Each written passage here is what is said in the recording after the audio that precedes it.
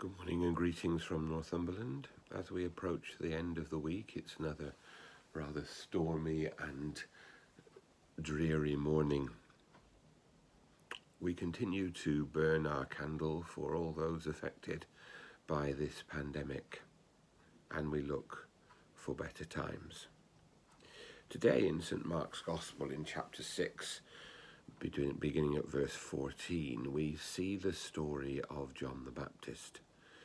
And of course it's caught up with the story of Herod and the story of Herod's misgoverning, mismanagement, lust and evil. There aren't any Herods with a good press in the New Testament. This is, of course, a different King Herod to the one who slew the innocents, but he's another client ruler for the Romans.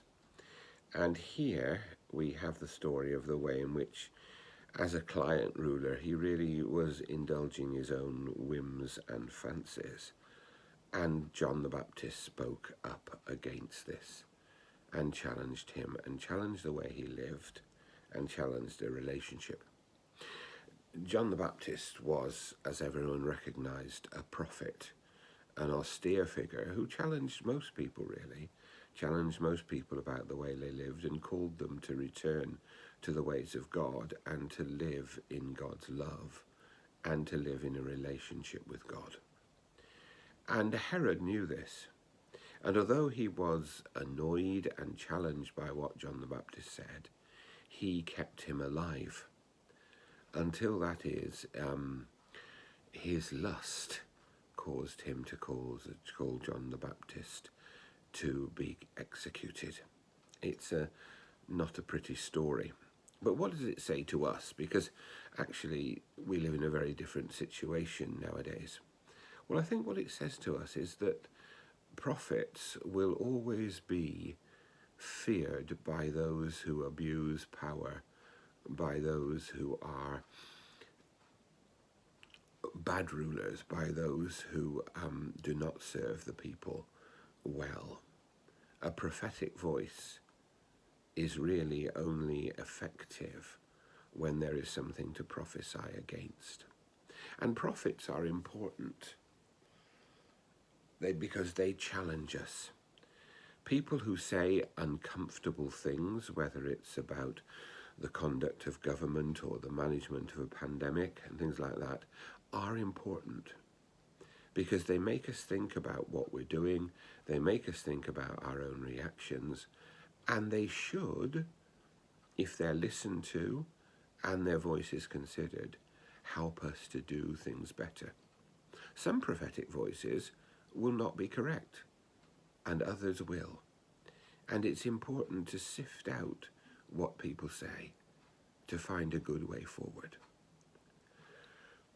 Secondly, from a Christian point of view, from a Christian prophetic point of view, we will sometimes say things that the world or the governors of this world are not comfortable with, or indeed things which our neighbours are not comfortable with.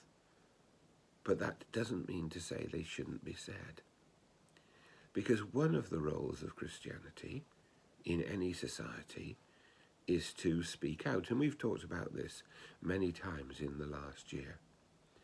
We have a responsibility and a duty to pray for and to work with, as far as possible, the powers that be, the appointed government and the people who work with them. But we also have a duty and a responsibility as Christians to speak out in truth about things that are not right. It's a delicate balance, but it's an important balance. And it very rarely wins us applause. But what it does do is to show that we are fulfilling our vocation to speak God's truth in love. Whether our role today is to support or to challenge, may God bless us and keep us.